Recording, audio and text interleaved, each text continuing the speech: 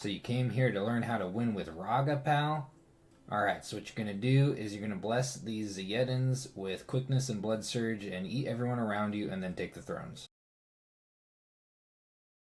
Alright, well, what I just said isn't exactly false. There is a lot to talk about with this nation. It's a fairly unique nation in the way that its recruitment works as far as your temperature scales go. And I'm actually going to have to talk about that before I get into the unit lineup here because it's very important. So all this chart is it shows you which temperature scales you get during which season, depending on which temperature scale you put onto your pretender design. This is an important chart to keep in mind when you're building your pretender with Ragha. It can significantly influence how you design it. And what's going on with Ragha is that between your commanders and your units, you can only recruit some of them depending on whether you have heat going on during your season or whether you have cold going on during your season. And you actually can't recruit either of said commanders or units if your temperature scales are neutral. So this is a pretty big deal and something you should pay close attention to. It pretty much shuts down neutral scales for this nation. You should, under any circumstances, you should never take neutral scales. Which is fine because you take significantly less penalty with tanking your heat scales with Ragha. You only lose 2% income per scale you tank. So there's a pretty strong incentive to tank your scales all the way in one direction. Particularly heat, which I will talk about more in detail as I go through this video. But yeah, refer to this chart when you are thinking about building Ragha. And I wouldn't necessarily say that with this nation there's any wrong heat scale other than neutral or 2. I think if you're going to go with 2, like, you just push it up one more and, get the extra points, get the extra design points, and make it so you don't have to do some weasel stuff right around here. It's worth the 2% income hit. So now that I've kind of gone over how your temp scales work, I will talk about what you can recruit in heat, what you can recruit in cold, and what you can recruit in neutral. First things, all of these commanders over here, which are just, basic troop leaders and a scout, you can recruit this stuff no matter what your temperature scales are. And if you have neutral scales, that is pure neutral, not heat, not cold, you can actually recruit both of these mages right here, which is not a big deal because these mages suck. Now when it comes to heat scales, you can recruit basically the Abyssian units as well as the Zayedin. And that includes this sacred cap-only Zayedin down here. This is a very important unit for you, and I'm sure if you've ever played Ragha or played against Ragha, you know exactly why. And in cold scales, you've got the Arya Shah, the Arya Mages, and this Ice-clad Zayedin, which is, ugh. So if we just refer back to this chart real quick, that means that, say you take Heat 1, you'll be able to recruit the Abyssians all through spring, summer, and autumn. Then you'll have the couple of weird neutral parts right here, but then you'll have one season where you can recruit your Arya mages. And with your recruitment points, if you have that one season of winter, if you recruit one of these for 2, and then one of these queue up basically with that last point, you will still recruit this in the neutral season while using all of your recruitment points. So you can get away with getting 2 decent mages out of your areas if you only have one season in which to be able to recruit them. Same goes for your Daster and your Turn Sorcerer if you're playing Cold 1 Ragha for some reason. But I'm trying not to get too scattered with this. There's not a lot of resources on this nation. It's part of why I'm making this video. And I think this is kind of why there's a lot going on with this nation, and there's a lot of different ways you can play it. Kind of makes it a little difficult to give a proper overview of it. But I have some experience with it, and I'd love to add to the public knowledge of it, so here goes. First and foremost, I'm just going to say it. Heat 3 is your best option. It's very hard to argue otherwise. You can make some, you do have really good mages on the cold side of things. The thing is that you will have access to these at some point. You have multiple ways to dig into recruiting some of this stuff. Like, these Arya Seraphs, these are freaking dope. They're really powerful air mages. They're awesome. But you have really strong incentives to take H3 scales. And I'm not going to tell you you can't play in any other way. Like, you really can with this nation. That's kind of the funny thing. This nation is really powerful. I'll definitely have a lot of respect for you if you play a cold-oriented Ragha, but it's definitely going to be weaker than a heat-oriented one. And that's because of the Zayedins. There's a pretty good chance that these are the best sacred in the game.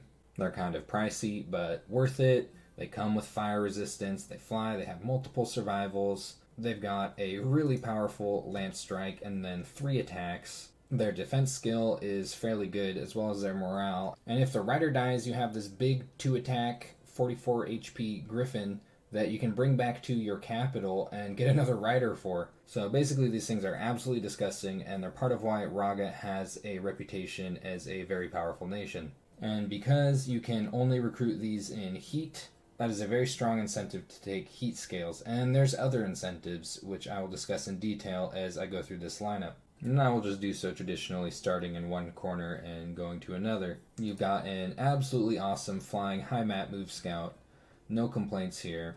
You've got this really crappy commander. I don't think I've ever recruited one of these. I mean, you get one in your starting army, but I just, if I'm recruiting a commander, I'm going to pay the extra gold and get the one that can fly, especially because a lot of the units that I'm using with this nation are flying units. So if I am looking for a commander to just truck stuff around, the spa bed definitely catches my eye. And the Turan spa bed is also really good because it has the 80 leadership that allows you to form line formations. And then you've got your 2 Shahs, which you can only recruit depending on the temperature scale. These things aren't too remarkable other than being priests, and this one does have good leadership. You can put a hat on these that is a national item for your nation, and they will become H2 priests, and they'll auto-cast fanaticism at the beginning of a battle. It's pretty sweet. So you'll definitely, want at least one of these for that reason. I tend to recruit these to bless my Ziyedins, even though you can also use mages for that. I just prefer the hardiness of these. It really sucks when you lose your commander for your Ziyedins to a stray arrow or something. And as for your mages, this is an efficient researcher right here, but it's not really much more than that because, what are you going to do with these paths? Like, the blood randoms are okay, obviously. Generally, I'm going to prefer to spend the extra gold to get better mages. I usually only recruit some of these at the beginning of the game when I'm a little more gold starved and I'm trying to get my research going at least a little bit. And the same goes for these. The Astral randoms are okay, but there's not really a lot else going on with them. At least they can fly. And then you kind of get up to the next level here. These 2 are they're both sacred, and they're actually fairly decent mages. This one especially. This is actually a really good mage, and this is a really good reason to try and get a hold of some cold somewhere in your territory, and you've got a couple ways that you can do this. It's a little harder with this one because it's sacred, so where you're recruiting it, you're going to need a temple, and your temple is going to be pumping out Heat 3 Dominion, but you do have kind of some weird ways to fight it, and, there's other things, like befriend someone who's Cold 3. I'm sure they'll love to be your friend with, your Zayedin-shaped gun aimed at them. So, you do have ways to recruit this kind of stuff. And this one's super good. This is an acid mage right here. Like, your fire randoms, they're decent evocationists. It's probably your least interesting one. But then, you've got air randoms. That's a Thunderstrike mage. You've got water randoms. That's an acid evocation mage. That is amazing. And then you've got your astral randoms, which, they can join communions one way or another. They're useful. So this is actually this is definitely the better of these 2 mages. It's unfortunate that it is in Cold 3. So you'll have to be thinking about how to maybe get a hold of some Cold 3 with one of your forts. It'll be pretty easy to do if you eat someone, and you probably will, and you probably should as Ragha. You should be winning an early war or 2 with this nation. It's kind of difficult not to if you pick your targets correctly and you're well practiced with your Ziyedins. The only risk really is people dogpiling you because you are Ragha. But if you manage to push out into someone else's territory, especially, if you find someone with cold dominion, sit on their capital for a minute and start getting some of these nice mages, and eventually you'll actually be able to control dominion somewhat. These ones aren't as good. They are okay. For one thing, they are fairly upkeep efficient compared to your more powerful Turan sorcerer. So that's a pretty strong consideration when it comes to at least, research, because it is nice to have researchers that aren't enormously upkeep draining that also can perform as battle mages, and most of these can. The Fire 2 ones are acceptable evocationists. Death 2 ones can skelly spam. The Blood 2 ones are okay in the battlefield and pretty good at blood hunting. And the Air ones are just an embarrassment. But here are your exciting mages. These are pretty powerful. Unfortunately, both of them are old age, and this is something to consider when taking heat or cold scales. This one doesn't really have any easy way to take care of its old age problem. These ones have multiple ways to deal with old age. For one thing, every single one of them can cast Twiceborn, some of them even without a Skull Staff, and also every single one of them can cast Blood Feast and Rejuvenate. So your heat mages have a built-in way to combat the old age that they come in, whereas your cold mages do not. And that is really important. A lot of these are going to be diseased, and they don't exactly have a lot of time. It's going to be a while before you get into nature on this nation, though you do have a built-in way to get into it. So these things aren't enormously reliable in that regard. What they are is extremely powerful air mages, and they're also your most powerful recruitable astral mages, which is worthy of consideration. What is nice about these in some sense is that they aren't sacred, which means you can recruit them from a fort that doesn't have a temple in it, which is kind of important when you're trying to control your dominion a little bit, keep your dominion off of that fort so that it remains cold or is sometimes cold wherever that is, so that you're actually able to recruit these things. As soon as you build a temple in your fort, the heat's going to start going right up. So you've got a couple of fairly powerful mage options in your cold dominion, and you're definitely going to want to figure out how to get a hold of them at some point, and I'll kind of discuss your options there later. The Tauran Sorcerer, though, this is by no means a bad mage. It looks a little wonky at first because, no one likes to see the one death with the random. I want to see 2 deaths. That's fairly typical, but, this is what it is. Thing is like, all these randoms are good. The air has cross-path implications with every single one of these paths. The D2s are D2s, and the B2s are B2s. That's great. And 10% of them have a nice little bonus there. But what's really nice about these is that even though they're not sacred and their upkeep is kind of nasty, these aren't that expensive for what they are. And the same goes for your Arius Seraphs. Like, these are a good deal when it comes to initial gold cost. But what's also really nice about your Tauran Sorcerer is these guys, the D2 ones in particular, can break you into a ton of magic paths really high once you start climbing up Conjuration.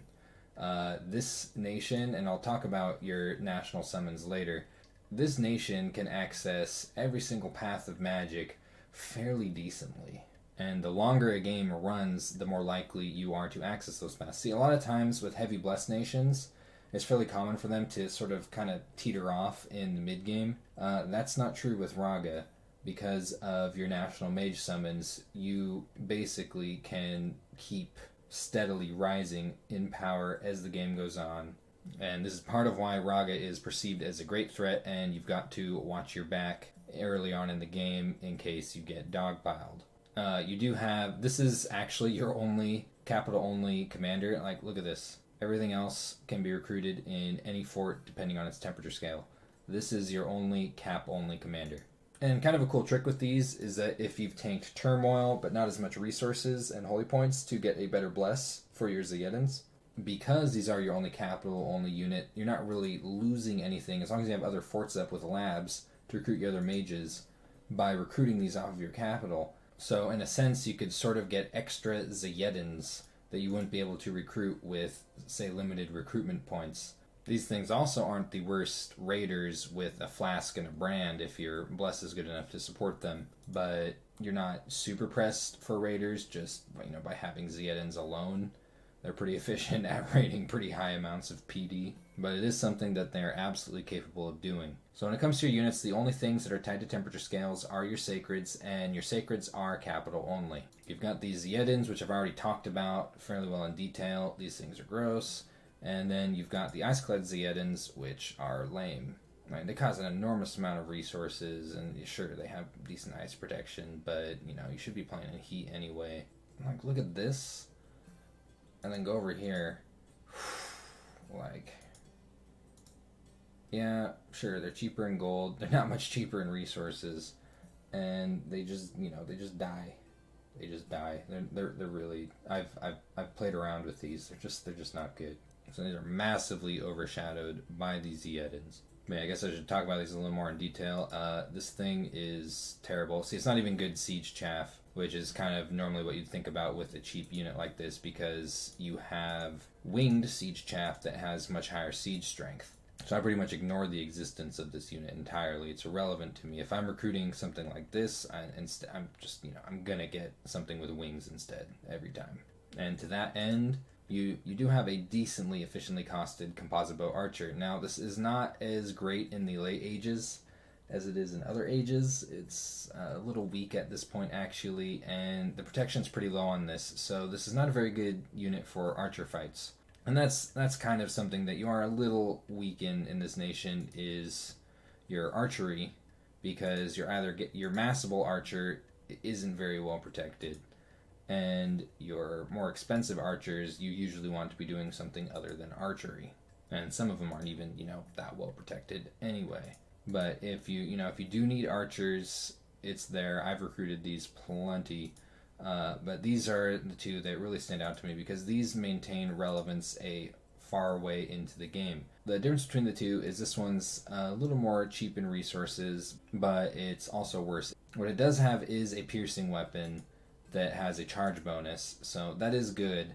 And both of these have magic weapons, which is excellent. But this guy doesn't have a helmet, and his protection is also fairly low. That does have ice protection, which is, it's kind of unfortunate when you're playing in heat provinces, but it is something to, it's still a bird. This thing's very useful in, attack rear type stuff. Very useful for raiding, by the way. If you don't want to be using your Zeddins for raiding, these things are just fine for light raiding.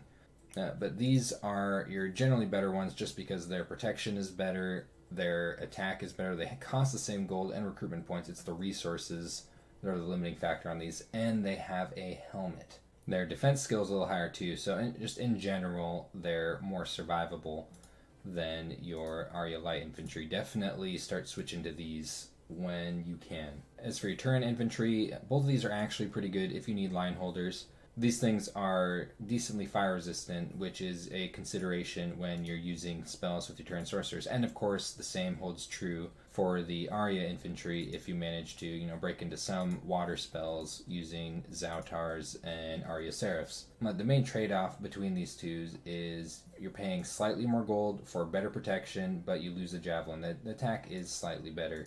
But I tend to look toward the Turin Infantry because they have the Javelins, and they're a little bit cheaper. The protection is, it does suck, especially in the late ages, to have protection down here. When you start getting some combat buffs rolling, the main difference between these is going to be the fact that this one has javelins. So I definitely prefer recruiting these when I am looking for terrestrial line holders. As for your cavalry, you do have extremely good cavalry, especially the Savaran Guard. This thing has the bow if you want to use it. It has a lance strike and then 2 attacks. And then, these are really powerful attacks, really high protection. This is a very good knight tier piece of cavalry right here. And on top of that, 15 fire resistance. I guess these horses are bred to be somewhat resistant to fire. That's very resistant to fire. Yeah, however, I tend to not recruit an enormous amount of cavalry with this nation personally. I'm not saying you shouldn't. I'm just saying that it's not something that fits too well into how I play this nation, which mostly relies on Zeddins, winged infantry, and occasional terrestrial lines. And I usually don't find much of a room for the cavalry in that, mainly because of their high gold cost and their high upkeep. But it's never a bad thing to have powerful cavalry like this. Elephant. This is a fairly typical elephant, other than, it does have fairly high protection, but its morale is dog shit. However, I very rarely have problems when I use these for expansion. Usually I'll just recruit a couple of these at the very beginning of the game to put with my expansion army. I actually hold back my expansion army a turn so that I can get 2 of these for it, and it'll go a long way. I'm not too pressed for expansion because of the Zeddins. And, as long as you script them well, and I'll demonstrate the sort of typical elephant script later on in this video, You know, it's pretty easy to take like 5 or 6 provinces with your starting army with a couple of elephants. And then otherwise for expansion, you will of course be using the magical Zayedins. So you do have a wealth of options when it comes to pretender chassis for this nation. You got all of the toys that came with Naba. You've got the Aussie. This thing is a badass. Here, one second. It starts with Fire and Death. It doesn't show in the pretender selection screen because it has its paths nerfed when it's in its dragon form. By the way, it does shape change into a fully slotted warlock. But this thing's just a really cool, super competent chassis, and you should definitely consider using it if you're that type of person.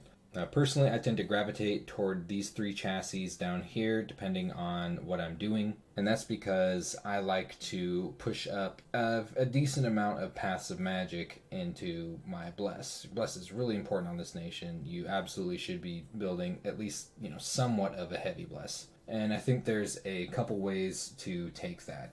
This right here is sort of the skeletal concept for a quickness build.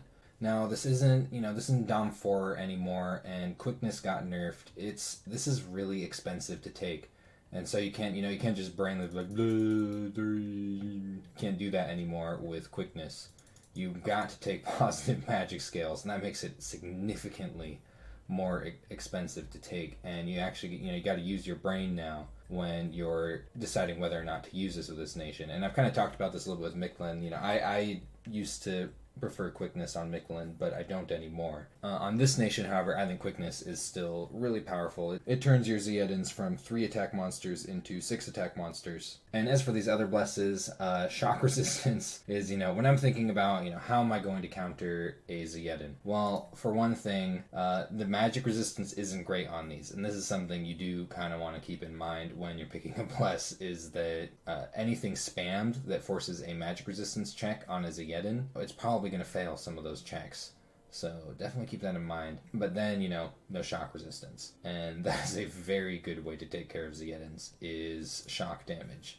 So taking shock resistance is probably one of the most vital defensive blesses you can have for your Zayedins. It is basically a hard counter to them otherwise. And Blood Surge, these guys are going to get that first kill most of the time to activate that Blood Surge. So this is, I think, one of the strongest units to pick Blood Surge for. And that's kind of why I consider these to sort of be, if you're going to go the quickness, or really with any bless for your Zayedins, I think you should definitely be prioritizing shock resistance and Blood Surge. This is just if you're going to be going the quickness route. But some other things that I would consider a decently high priority for you are magic resistance for the reasons that I discussed. This is sort of like putting a bulletproof vest on your Zayedins. It's not going to stop them from failing magic resistance checks, but it's going to stop them from failing some of them. So it's going to make you a little more resilient to anything that's trying to counter your Zayedins by breaking through their MR. Frozen Heart is a pretty good way to take care of Zayedins, so cold resistance is a consideration. They already come with fire resistance, which is nice. Undying, this is kind of like Jaguars. Undying is basically going to be extra HP for your Griffin Riders. They're going to go negative, then they're going to die, and then the Griffin is still going to be there. You'll be able to double dip Undying with your Zayedins, so it does make Undying better than it is with most Sacred units. And I'll talk about these scales just really quickly. You can tank Turmoil on this nation if you need to, and still get a decent amount of Zayedin recruitment out. Keep in mind that with your Turmoil tanked, you might have to recruit some of your Zayedin commanders, so maybe about 4 or 5 Zayedins, and then 1 or 2 commanders. And you don't need an enormous amount of productivity. You've got to make sacrifices to get quickness. It's just how it is. But try to not sacrifice your growth, because that's it's going to be the branch that you're holding on to in a longer game. And unfortunately, even though you are a blood nation, blood fecundity is kind of hard for you to get a hold of. It's actually really hard. So another way to take this nation with a major bless is to go imprisoned with a rainbow build. Try to get some better scales going, and your Zayedins will still be perfectly disgusting. And it's also a good way to make your Zayedins harder to counter. And you've got a couple of better options for this between these two. The main difference is that this one flies and this one is an adept crossbreeder. You'll probably want to be taking 4 air or 4 blood either way. I actually do prefer the Arc Seraph because, I mean, you know, is this really going to come up? I don't think so. Are you really gonna use your fucking rainbow pretender to summon some little nasty animals? Probably not. You don't even have infernal breeding with this nation. Unfortunately, you should, because you've got all these Abyssians, but whatever. So I prefer this one just because it's got high map move and it flies. So something kind of like this is, at least my opinion, on what you should be looking for with a imprisoned rainbow. The paths really aren't that important. I mean, you do get good cross paths. This will secure you into high astral. Really good blood cross paths, though you might struggle to get to the unique blood summons if there are other blood nations in the game. But the thing is that with your national summons, you could access a lot of these anyway. But that's not to say that this isn't some major utility here. This is magnificent, actually. But this does secure you into Magic 3, and you might consider moving some stuff around depending on your preferences with, your scales and your dominion and whatnot. But the idea with this bless is it takes out a lot of the typical counters. You might want to swap out some MR and a Point of Undying for Spirit Sight and get a little more poison resistance. Poison isn't enormously threatening to your Zeans just because of the enormous HP pool that they have. But this still has plenty of muscle with attack skill, strength, and blood surge. Your Zeans are already good enough to take on most stuff even without this. And this bless is just going to make them disgusting, and it's going to make them a lot harder to counter. This obviously isn't as killy as your quickness bless, and if you've got big testicles and a crown on your head, absolutely do the quickness bless. That's going to be super strong. I really want some Magic 3 scales. So I'm a little baby that, likes my rainbow build. But, the funny thing is that these aren't even really the only options you could take with this nation. You really could set up this nation as a scales nation. You could snag a dormant rainbow. You could tank your scales quite a bit. There's so much you could do. The only thing that I think is kind of ridiculous, like just a bad decision with this nation, is Awake Expander, because you're scary enough in the early game as it is. You do not need an Awake Expander. I think that's a waste of points right there. Speaking of your national summons, first I'll talk about your Conjuration 5 stuff. This is the less significant stuff. You'll probably not even ever summon any of this. Like, these aren't even particularly relevant with Kalem, though the Ahuranis aren't always bad. Same with Devas, because sacred units with Fear 5, that's pretty cool. But the problem is that, there's just usually, look at all those death gems. There's just other stuff you want to do with your gems. Like the Jahi, that's a lot of gems going into something that could potentially die the moment you try to use it. And the Ahurani really isn't that bad. It's just, you don't really need it. To be able to summon it in the first place, you already have to be summoning your Water 2 access. But your Conjuration 5 stuff isn't really the big thing with this nation. The really big stuff comes in at Conjuration 6. And so these are what you want to be saving your Death Gems and your Pearls for. Definitely try to site search as soon as possible in Death, and it's going to be hard with Astral. I mean, if you see lizards, beeline for the lizards, because that'll also break you into nature, which you don't have otherwise. But your Death Random Turin Sorcerers can just cast this after they build a Skull Staff. That's great. This is gonna break you into some crazy stuff. These aren't unique, so you can just kind of keep some of it, which is kind of, it's kind of unfortunate in some sense, because you're basically going to have to roll until you get the extremely important one. But with your Frost and Snow and Yada, you're getting powerful Death Mages. The Frost and Snow is some of your most powerful water access earlier on. This one has excellent cross paths with Blood if you ever do climb the Blood Tree. But this is the big one you're looking for, and that's because this one is going to open you up into even more crazy, disgusting mages. All you gotta do is build a Starshine Skullcap for it, and then you can call Celestial Yazads. Now, these ones are really hard to complain about, especially if you've been struggling to recruit your cold temperature mages, because all of them are at least Astral 2. And keep in mind that most of your mages can enter communions in one way or another, either through just straight communions with your cold mages or Sabbaths with your blood mages. The ones that stand out the most obviously would be the Yazad of the Sky at the Air 4. That's a really big break into air right there. And yes, out of the stars with an equally big break into Astral. That's the magical Astral 4. But the really big one is the Yazet of Earth. This is crystal gear. This is a solid break into Earth, which you need. You need to get into Earth. This is important. I mean, you've really got to dump all of your pearls into this once you get up here, just trying to get a hold of this guy, because he's going to help you climb Astral. He's going to forge your crystal gear. He's going to get your Earth stuff.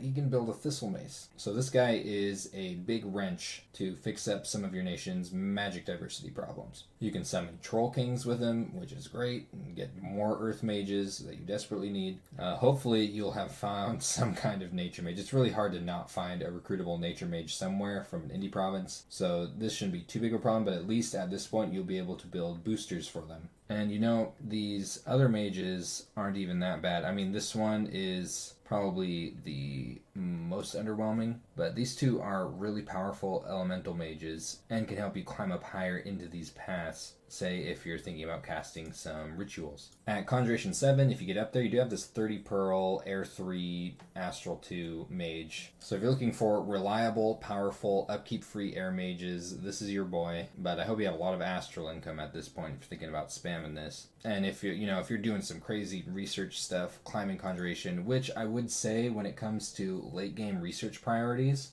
Conjuration 8 is a pretty heavy priority, especially if Calum is in the game with you, because Calum is going to have access to these unique summons, and you will be racing Calum for these unique summons. This is, of course, would be a longer game, but I can't think of a higher research priority most of the time for you to be hitting than Conjuration 8 with this nation, because these mages are ridiculously strong and tons of them are in paths that you don't have. And you can climb up to all of this without help from your pretender, just by getting the proper summons, starting with the Yadas. Your Yada right here, just the basic Yada, with a booster, is able to call Greater Devas, and you've got several options for getting up into Astral 5, the easiest of course being the Yazet of the Stars. But I'm not going to go into super in-depth onto these. I'm just going to show them to you so you can lust over their power. Death 5, plenty of high earth, good blood cross paths for high-end blood spells if you don't have a lot of competition for the unique blood summons. Literally any cast of this is going to be hard to be disappointed. This one's probably the worst out of them. And then you've got your Astral Summons. A couple of these aren't super exciting, mainly your High Fire and your High Water. I mean, they're still really powerful mages, but it's just, you're definitely looking for these Earth and Nature mages, because that's what you don't really have much of. And, this one has added bonus of also being Air 4. So this boy, breaks you into Nature in an enormous way. I mean, you've got ridiculous built-in path diversity in this nation if the game ends up going a long way. So keep this stuff in mind. Definitely Conjuration 8 is what you want to be looking at when you start getting into the late game, and especially if Calum's in the game, because you don't want Calum getting hold of this stuff. Also, here's your pretty crown that you can make at Construction 2 and slap onto a Shah. You can only make one of these. It's going to turn them into an H2. They will cast Fanaticism at the beginning of the game, and it will increase their leadership fairly significantly. So really important to have at least one of these, because it's going to give you an absolutely incredible leader. Definitely worth the 10 gems. So I'm briefly going to talk about the Stone Idol. This is a way to fight your own dominion. If you have a couple of these and it's kind of far away from a temple, you will be able to remove the dominion from a province with a couple of guys just standing on it holding these. It's kind of an expensive way to do it, and especially if you need to fight Dominion even stronger, so you have a temple built on the province, you need like 4 or 5 of these, and it gets really expensive really fast. But it's something to consider if you're trying to keep your own Dominion off of your forts, so that you can recruit your cold temperature mages. So when it comes to magic priorities, you are fairly fortunate with this nation, with your Zeadins not being super hard pressed to be careful with your magic research in the early game. What is going to help you is, of course, Conjuration 3 to get to your Phoenix power. Evocation in general, there's a lot of power powerful stuff down the evocation tree for you. And you might want to start thinking about getting up to enchantment 4 for Twiceborn to help with your old men. Flaming Arrows also is something that you will pick up enchantment for, and anti-magic, which can help with some of the problems with your Zeddens. And Blood 3 for Blood Feast is something to think about, along with a couple other things to pick up along the way, Agony. Alteration 4, you do have Woven Winter there, and depending on your Pretender design, that's something that you might want earlier than later if you're trying to control the temperature on one of your forts. Just keep in mind that your Dominion is going to fight the Woven Winter, so you're generally going to want to be using that on a fort outside of your Dominion. And I'll kind of go through some of the spells that I think are a little more worthy of your attention when playing this nation. Obviously, in a long game with the diversity that you have access to, you can cast most of these spells, including a lot of rituals and globals. So in some senses, the sky's the limit. But when it comes to your early and mid game, that's what I'm going to be talking about here. Conjuration 3, you've got your Phoenix Power and Power of the Spears if you do get into your cold recruits. And at 5, typical elementals. There's actually really not a whole lot going on for you with Conjuration up until the pivotal 6 when you start breaking into Yazads and Yadas. So this is where Conjuration becomes really big for you, and it only gets bigger from there. But otherwise, it's not a super huge deal for you, especially earlier on when mostly what you're going to be having is your Turan Sorcerers. And Alteration is actually fairly similar. This doesn't help your Turan Sorcerers as much, but yeah, this is where Woven Winter is, and if you don't know what this does, this is going to dramatically decrease the temperature in a province. You can cast this once or twice depending on the heat scales, and you'll be able to get down into Cold Dominion. It's just keep in mind that your heat scales are going to fight this pretty rapidly, and you might only get 1 or 2 turns of actual Cold Dominion after casting this. Sometimes even twice. You cast this twice, get it down to Cold 3, and then a couple turns it's at neutral. So be careful with how you use this. If you say, you have quickness on a Dormant Pretender or something, that's where you might be thinking about using Woven Winter in certain situations, and it's not that expensive. And you do have a Wind Guide here, which you can use your Cold Mages to cast. I don't want to talk too much about what you can cast with your Cold Mages. I'll mention some things here and there. You're not going to have as many of them earlier on as your Heat Mages. Presuming, I'm kind of going with what I think is, my personal way to play Ragha. What I really do think, and I hate to say that it's the best way. I've tried to turn around an argument for Cold Ragha in my head quite a bit, and it just doesn't. It's just not as good. And I hate to say it so black and white like that, but it's really just not as good. You can still play it that way. You can win games. If that's how you want to play it, yeah, do it. And I'll completely respect you for that. I'm not trying to rant too much about this. I'm just saying I'm going to be mostly focusing on Heat Ragha for the most part when I'm looking at all this stuff. Incinerate is something decent to cast against certain elites. Oftentimes your Zeddens are fairly good elite counters. And then, right down to the stuff that's good for your Cold Mages to cast, like Frozen Heart. And you are an Acid Nation. You can cast Manifest Vitriol. Green Lions are good. Evocation is pretty huge for you. At 2, you do have access to Sulfur Haze, which is an interesting way to spring some poison damage onto people in a big lingering cloud. And then at 3,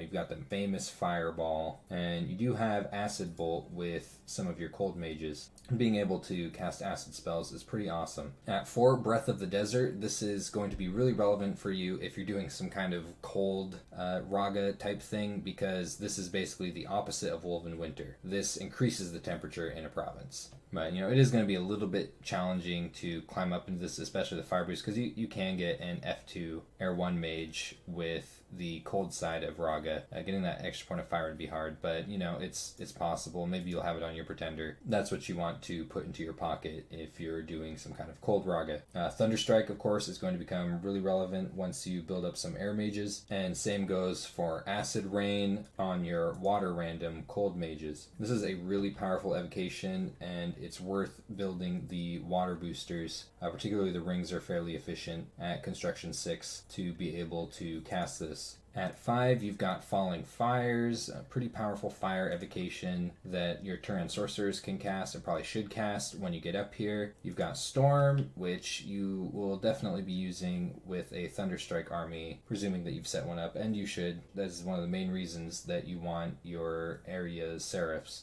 Falling Frost, some of your water mages might be able to cast this. This is going to be more important to you if you're doing some kind of cold thing or if you're raiding into Cold Dominion. Though oftentimes when you're raiding into Cold Dominion, you're fighting stuff with cold resistance, so it's not quite as powerful. 6, you are a Banefire Nation. This is something that kills really well and ages even better, so definitely pick your targets well when you're thinking about casting this. And Wailing Winds.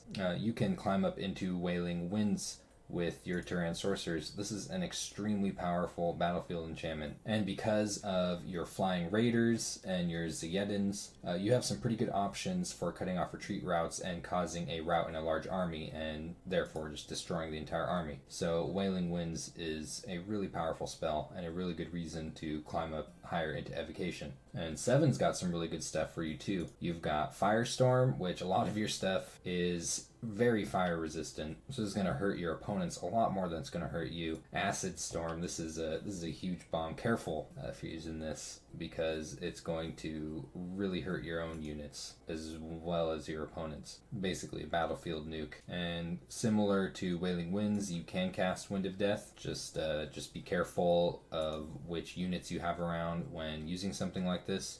Construction for you is fairly typical with this nation. There's not really, you're not very big into earth, so the spells that come with construction aren't highly relevant to you. Though, of course, when you do get some cross paths later on, you could technically get into golems and things like that. But what you're mainly looking for with construction are boosters at construction 4 and construction 6. Enchantment at level 4, you've got Flaming Arrows. It's not enormously strong on this nation because your bows aren't super great for the late ages, but it's still, it's Flaming Arrows. It fucks some stuff up. It's good. And it's really easy for you to cast. You get Cloud Trapeze for magic phase interception, using your Seraphs for this in certain situations to counter a thug with some lightning. Anti-magic is a way to help with very good way actually, to help with the MR problems on your Ziyedins. In big battles where you're using your Ziyedins, you should cast this fairly often. Oh, now I know it's kind of a weird place to talk about this, but when you're warring with Ziyedins, be careful of putting all of your Ziyedins in one spot in like one pitched battle, because if your opponent has a surprise really good counter to your Ziyedins and almost all of your Ziyedins are on the same battlefield, you could lose the most important part of your army in one turn. So when you're using your Ziyedins in warfare, try to spread them out a little bit, unless you obviously really need them and you're really confident about a certain pitched battle where you need them to all be together. I have lost a lot of Ziyedins myself in certain situations. I've seen it in a lot of other players where they just, they lose their entire Ziyedin army in one turn. It's devastating. So be a little bit careful with that and try to split up your Ziyedins and when you're at war with somebody. And it's kind of a good way to have them anyway, because they sort of form an offensive wall for you as you invade their territory. Twiceborn is pretty important for your old dying wizards. Definitely Twiceborn, the extremely important ones, the ones that you see are dying and you don't want them to die, anything like that. Just hand them a Skull Staff if they're D1 and have them Twiceborn, and then you'll get back a White Mage. And if you're lucky, it'll even be higher in death. Though it might have some of the afflictions that it got either in its old age, or if you ran it into something just to kill it or something like that. All of them are blood. All of them can get rid of their reflections through blood magic. At 5, you do have Horde of Skeletons, though you're not an enormous Skelly spam nation, but you can rack up a lot of Death 2s, and you should be using this if you don't have anything better for your Death 2 mages to use. The spell could be, you do have Abyssians in your nation. You are vulnerable to Burden of Time, so keep the spell in mind. At 6, you've got Heat from Hell. This is great with your heat-resistant units.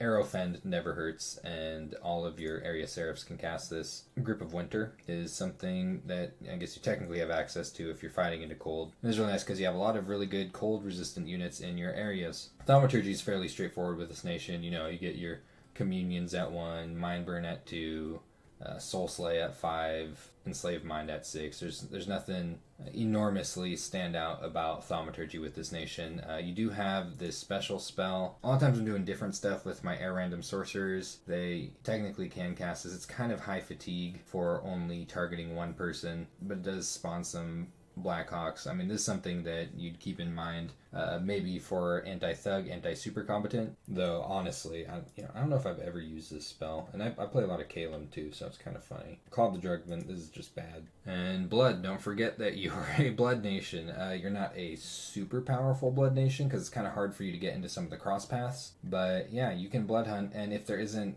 enormous competition, so there's not a really powerful blood nation in the game with you, you should absolutely reach for the unique blood summons. But as for kind of, just spells to think about with blood, definitely use reinvigoration when you are using your communions. Bring along a blood mage, have him enter the communion with the Sabbath, have him cast reinvigoration to completely remove the fatigue from your communion slaves, especially on the fifth turn. You're going to want him to do reinvigoration, depending on how your communion's set up. A really good way to make your communions more efficient. At Blood 2, you've got Agony. This is a good way to kind of help counter if you're having some trouble in the early game. This is a good way to get rid of some shit that's bothering you and make it run away. If you have a decent number of blood mages casting this, it's pretty easy to cause routes with Agony spam, especially if you have it set up decently in a communion with reinvigoration. At 3, you get Blood Feast. This is a way to remove afflictions in your old men or your whites. If you send out one of your mages to get twice born and it comes out with a couple afflictions, just have it eat some cute girls and it's not going to be a problem anymore. Just don't do it on your capital. Don't do it somewhere important. Find a good lab for this somewhere where you don't mind if you're chewing up the local population. Storm demons are pretty good. The challenging part is getting a mage that can, you have the cross path, it's just having the boosters lie around to be able to cast this. But it definitely would not be a bad thing to have a couple of sorcerers lying around just pumping out storm demons. They are very useful, very powerful. At 6, you've got Rejuvenate. Unfortunately, it'll take you a couple turns of casting this to get rid of your old age, because your Turan sorcerers are more than 10 years older than the old age mark. But it's there because there are good reasons to use your death gems elsewhere other than twice born. For example, your Yadas.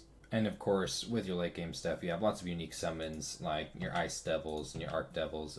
Curse of Blood, Vampire Lords. This is something that you can climb up into, especially if you are fortunate with your national summons. And if you're up in this territory, Curse of Blood territory, you are getting pretty scary in the late game. Elephant expansion army is pretty straightforward. Hopefully you'll know how to do this by the time you're messing with Ragha.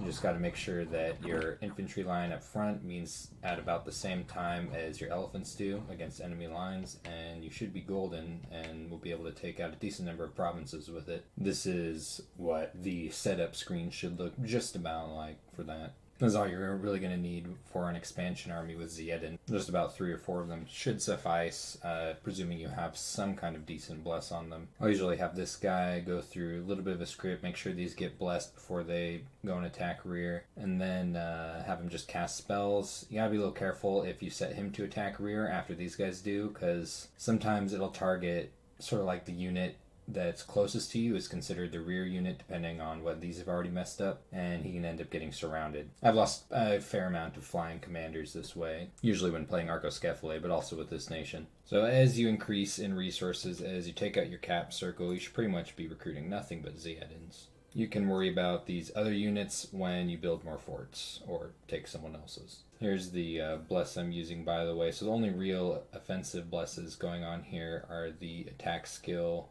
the strength +2, and the blood surge, and I guess to some extent the undying.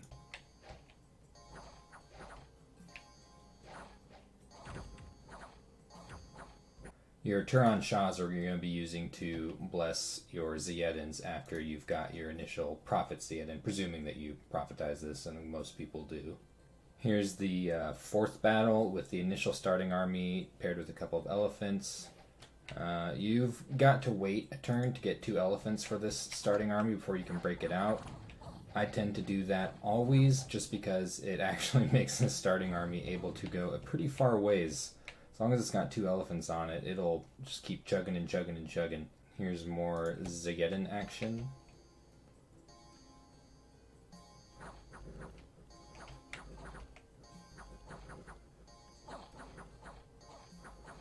There's just Zageddons against various targets here just to show you that they pretty much kill everything, even with a bless that isn't too ridiculous.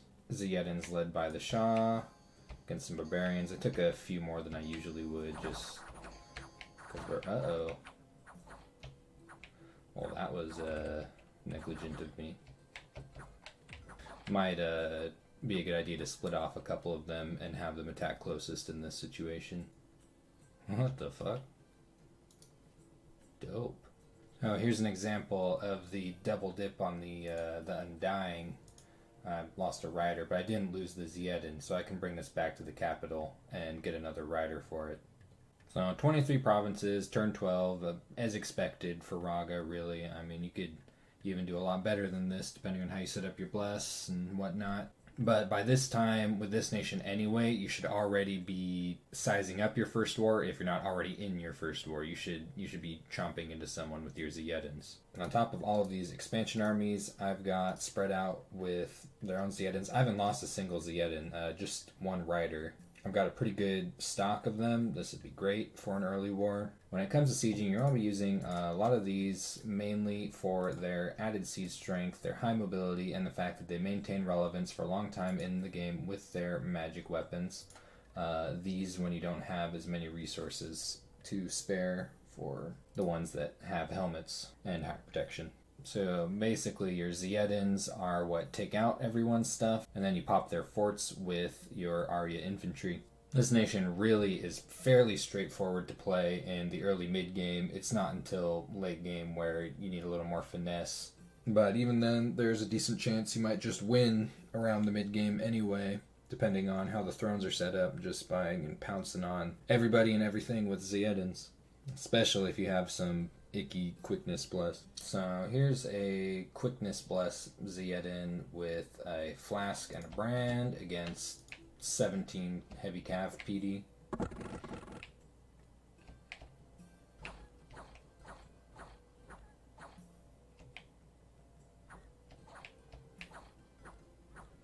Yeah, pretty beast-like. What the hell? This video is about learning. Let's expand with Cold 3 Scales Ragha. That'll shake things up a little bit. I'm gonna do my best here to not just default to Calum tactics. Yeah, this just a little more rough than it is in early age Calum, which is the one that I'm used to playing. Took quite a few casualties on my birds. Just oof.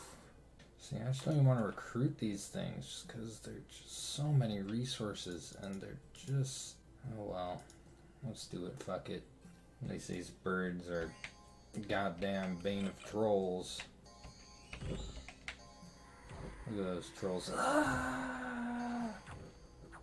Now, I should really probably be doing the goddamn elephants or the cav. I'm just trying to, you know, use the cold side of Calum's stuff thematically, I suppose. Definitely, you know, not the strongest expansion option here when you've got this stuff hanging out. I didn't perform so badly here. Probably because, yep, wiped out all the commanders instantly. Oh, see something really pathetic? Here are these ice-clad Zageddons I'd been building up for shits. A pretty intimidating independent army, wouldn't you say? Check this out. I haven't even watched this yet. Oh. Oh, he's right there. Oh my gosh. Yeah, that was pretty embarrassing right there. Look at that. Oh, an entire turn worth of resources down the toilet right there. It's winter time. I'm not giving up. Time to shine, Iceclad. I mean, you know, 17 provinces on turn 12. If I wasn't being a retard, like, yeah, this is doable, at least expansion-wise. The problem is that you're Ragha, and Either people are going to want to target you early on because they see you as a threat. You have a very good chance of getting dogpiled here. And when they pop in and they see you're like, what, cold 3? What? He's got birds? What is this shit? And they're just going to steamroll you. Or they'll realize that you're cold 3 and they'll steamroll you. Well, I mean, what you do have, though, is like, yeah, these area seraphs, you could really stack these up, and later on it'd be absolutely dope to have massive stacks of these, as dope as having huge stacks of Zeidans as well as the other benefits from Heat Ragha. I'm not so sure, but it's a cool thought. I would never disrespect someone for playing Cold Ragha. I'd want to be their friend. Yeah, you sitting there with your big swinging dick with that larger bless on Ragha. This is probably one of the only nations I would even conceive of using this. And that's because, you know, you already have really large sacreds, you know, and all this is going to do is give them a shitload more HP. You're still getting the strength out of your Earth Bless plus 2 map move. Like, do it. I dare you. I dare you to play larger on Ragha. Just look at these big, beautiful bastards. Just look at them. Just look at them. This is how Ragha was meant to be played.